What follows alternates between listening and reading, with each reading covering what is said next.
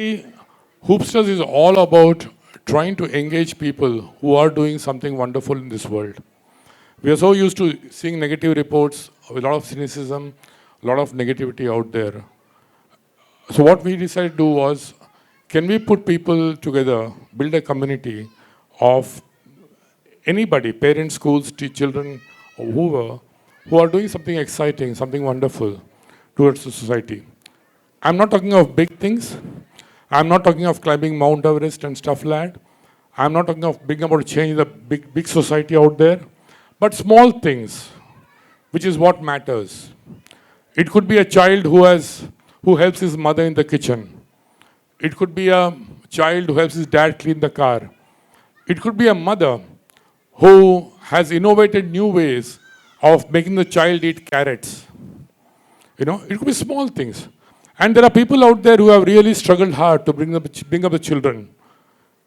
Till now, they never had a platform because these are the people who can inspire others. They have very beautiful stories, and today you're going to see a lot of children and parents who are going to share their stories.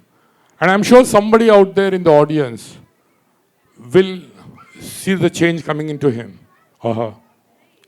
So we'll begin with the youngest of our group. Okay, Adi. His name is Adu. He's 5 years old, and he loves animals. Okay, so I'll get the Bablu, the dog, and Adu, his friend, to come on stage and tell us a few things about why he likes animals, what does he do with animals, and how he actually helps things around him.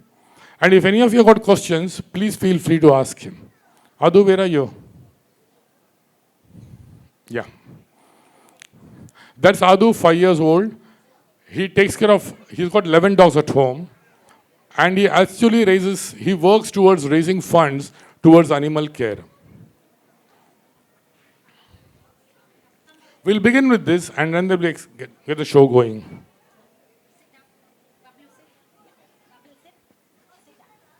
Adu's got a very interesting story of why he likes dogs or what dogs have done to him.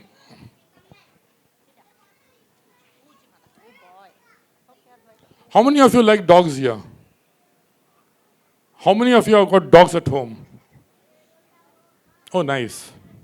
Okay, I want you guys to ask him questions, okay? Whatever you feel like. Yeah, Adu. Stage is yours. Good good morning, everyone. I'm Advait.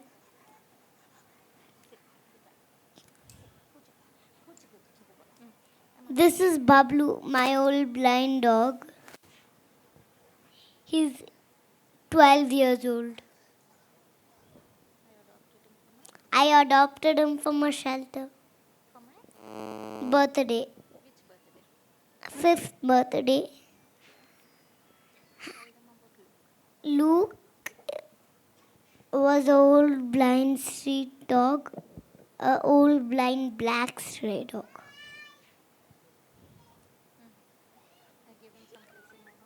I gave him some space in my house and he gave us space in his heart. He rescued us from a cobra. He taught me that beauty is more of the heart than the body.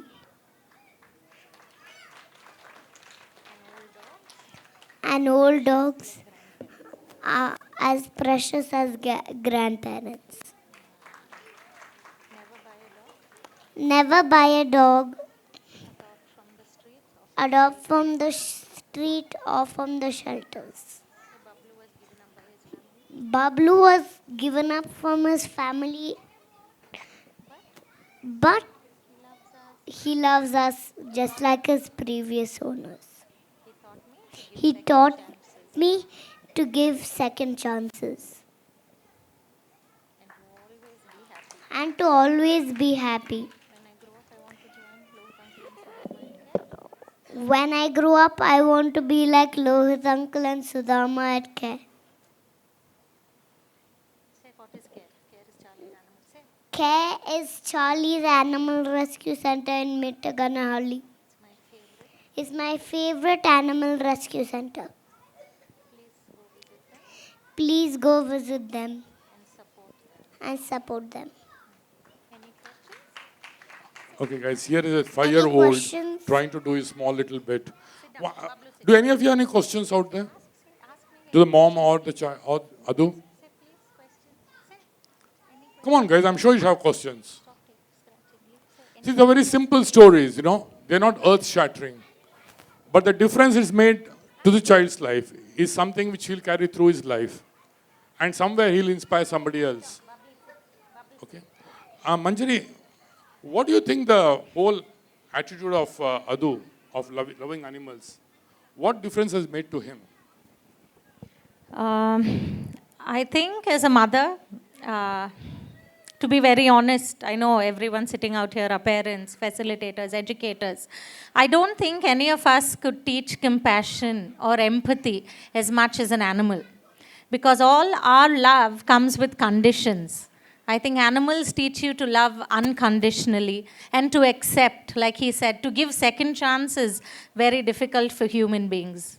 This dog you see here was surely bought as a puppy, paid a very hefty price, bought because they wanted him. I'm sure the people who bought him didn't buy him because they didn't love him. They bought him because they loved him, but he was a commodity for them. And when they were done, they wanted to upgrade, like a mobile phone or a new car. So they dumped him at a shelter and maybe got a husky or, I don't know, a Maltese or something else. That's humans for you. But Bablu waited for 4.5 years in the shelter as he got older and blind. I think he slowly had lost hope of finding a home. And when we lost our old blind stray dog, Luke, he was old and blind, but he saved my son from a cobra. So when he passed away, we promised that we would only adopt senior dogs or blind dogs. And when we brought Bablu home, he had no malice. He had no anger. He loved us as much as I'm sure he loved his previous owners. And I don't think I would have been able to teach my son to love so unconditionally, because all our love comes with preconditions, not just conditions of our past experiences. So I think it's very important for every child and moreover every parent to not project their fears of animals.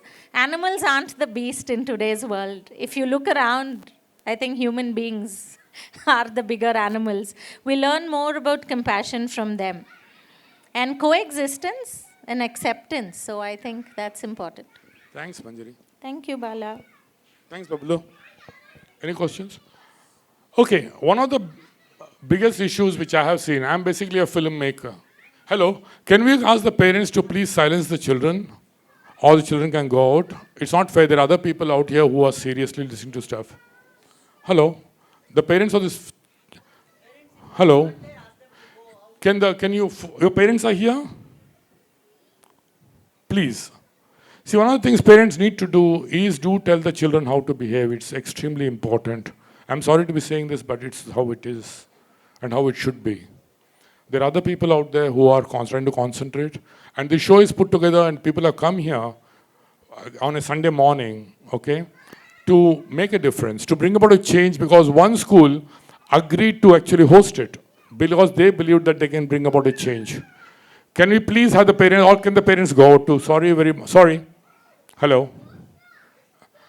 Hello. See, this is exactly what the problem with today's thing is. Parenting. This is exactly what. We are extremely selfish in the way we bring about our children. And that's why the community is suffering. But each one thinks they can do what they want to do, which is not right. We are about communities, we are about living together, and we are about helping each other. We all crib about the change that needs to be brought in, and we hold somebody else responsible to bring about the change. I think all of us are responsible. All of us need to do it, our small bit in this world, and bring about this difference in our small bit. I'm sorry, ma'am. Can you just take the child out for some time?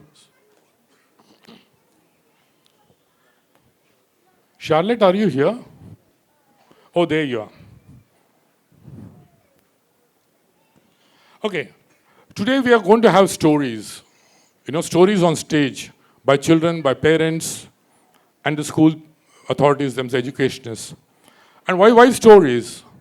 Because if you remember, all of us have grown up with stories. Stories that inspire us, stories that give us dreams, stories that fascinate us. And when we are down, we like to read a good story or listen to a good story because somewhere it inspires us. It tells us we are not alone. It tells us that we can do what we dreamt about. We can actually achieve things we do, but somewhere we are scared. Somewhere we think we can't do it. Oh my God, what will the world think? How can I do this? But the minute you listen to stories, listen to stuff, you realize that if that person can do it, why can't we? And that's exactly the purpose of a story. However small however small, it lets you be strong, in times of crisis. And I'm sure here, everyone who's here has some problem or other. When I say problem, it need not be earth-shattering. It could be small things. It could be simple things like, oh my God, I don't like the way I look. Oh my God, I don't like the way my relationship is going. Oh my God, I wish this was there. I wish my child was like this. There are things you are worried about, and you think that that problem is yours and uniquely yours. But let me tell you one thing, it's not unique. There are people out there. Yeah, Bablu, I know I'm talking too much. Okay. But when you listen to other people and you listen to their stories and you say, hey, my thing is not as bad as theirs. I can come out of my problems. And that's exactly what we are trying to do. So one of the biggest problems which I have seen or experienced or my research has shown is the change in the way parenting is being conducted today. Parenting today, unfortunately, is outsourced. The school is responsible, the neighbor is responsible, the facilitator at the workshop is responsible, but me as a parent is not responsible. We don't know how to bring up our child, we don't see what his flaws are, and we expect the world to listen to us. And that's exactly where the problems are. One of the things all of you are here with your children are studying in school, could be from 1st standard to 10th standard. Even if your child is in 10th standard, let me tell you one thing, it's going to take 5 years from now for him to get a job. 5 years minimum before he or she starts looking for a job. The world 5 years down the line, I'm talking of just 5 years, okay, is going to be a very, very different world. The expectations of your employer, who's going to employ your children, okay, his demands will be very different. There will be no value for academics. 5 years down the line, artificial intelligence and other sources will overtake a lot of jobs. And the demands of the employer will be different in terms of creativity, leadership qualities, and proactiveness. We are going to look at people like that. So how do you bring your child up is very, very critical. Okay? So you're going to listen to speakers here. We've got 7 wonderful speakers, and there are a lot of students from various schools who are going to come and talk on stage about the small changes that they have brought about.